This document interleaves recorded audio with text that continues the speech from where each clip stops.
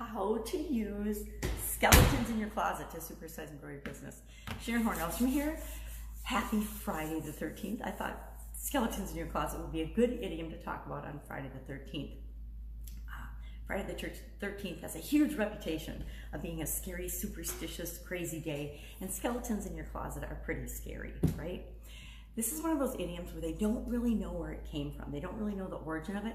They know that in the 19th century, British writers and British playwrights and authors were really big fans of this expression. They wrote a lot of stories about skeletons in the closet. You know, and one of the most famous stories and one of the first stories was about a man who had murdered his rival and buried him in the closet. And of course, eventually the skeleton of the man was discovered, and the person that murdered him, of course, was brought to justice and imprisoned. Well, skeletons in your closet, the expression came to mean any hidden secret that we really don't want people to find out about us or about someone else, maybe somebody we love and care about, so we help keep secrets.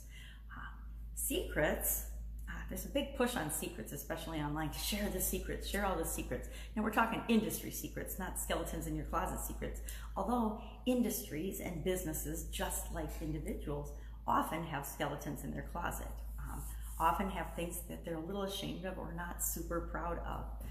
But the things that challenge us, the problems that we've overcome, the things that we're kind of ashamed of and that were hurtful and painful and we were afraid of at the time, those things that we overcome, those become the lessons and the systems and the processes and the procedures that we can share with the people that we serve in our businesses as we're growing and building and supersizing our businesses, so that they don't have to go through all the pain of feeling like they're all alone, feeling like they're the only person that's had this challenge, trying to figure it all out themselves. One of the biggest things about challenges and challenges that become or problems or pains in our past that become skeletons in our closet are things that we didn't know how to positively resolve, right?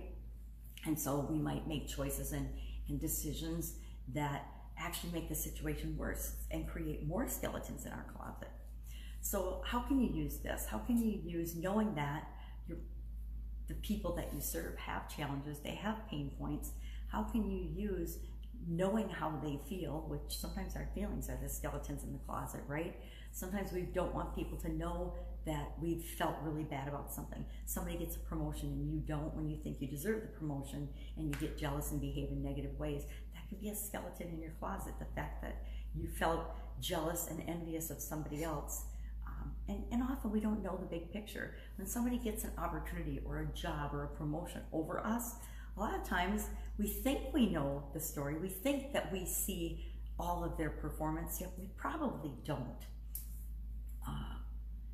So I'm thinking today about what kind of skeletons do I have in my closet? What kind of challenges and things have I overcome that I could use to build and grow my business? Now in my area of work these days, now these days it's very different than it used to be, I share a lot of stories. I share stories about challenges and skeletons that I and other people have had to overcome in order to achieve things that we want to achieve in our businesses and in our lives. And so the one caveat I have about this is there's this push online and with storytelling and sharing and even speaking and being an author, there's this push for everybody to be vulnerable. Now, there's a difference between being vulnerable and being a victim, and being vulnerable and being who you really are, and being honest about your journey and the things that you've been through and sharing those experiences with people. Being vulnerable in a way and coming from it as the standpoint of, I had this situation, I had this problem, this is what happened, this is what I did, this is what worked, this what didn't, and this is where I am now.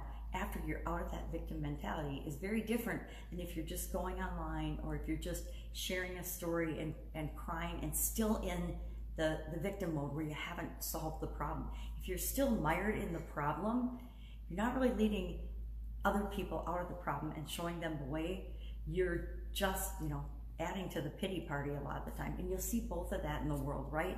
We see all the time, especially in the media, there's the people and the sadness and the people that are still mired in the situation. And then there's the people that are offering solutions and getting out of any particular situation, whether it's war, whether it's coronavirus, whether it's an economic downturn, whatever it is, whether it's a business failure, a tragedy, a fire, whatever it is, people are interviewed when it just happened and it's so terrible, it's the worst thing in the whole wide world.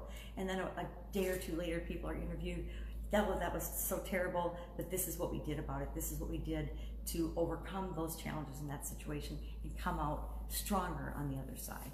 And that's our role as business owners, is to serve our clients, to help them through their pain points, through their challenges, to overcome things that are causing them difficulty, to get rid of the skeletons in their closet, not just bury them, but to actually pull them out, look at them, fix them, learn from that, and move forward.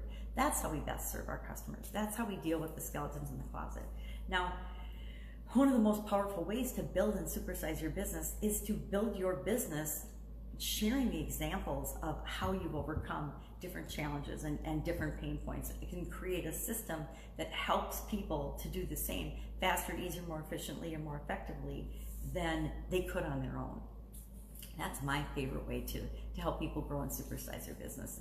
Not just to share, ain't it awful stories for the sake of sharing ain't it awful stories, but for illustrating and proving to people that if you could overcome this challenge, then they could overcome it as well. That's it. I would love to know if you have any skeletons in your closet story. Try to think of what my skeletons would be. Just probably mostly embarrassing moments and times when I felt bad about situations and then I learned from them. The first couple times, I remember in corporate America, the first couple times I got laid off or fired, because I did get fired once from a job. It felt really, really bad, right? The first couple times it feels really, really bad.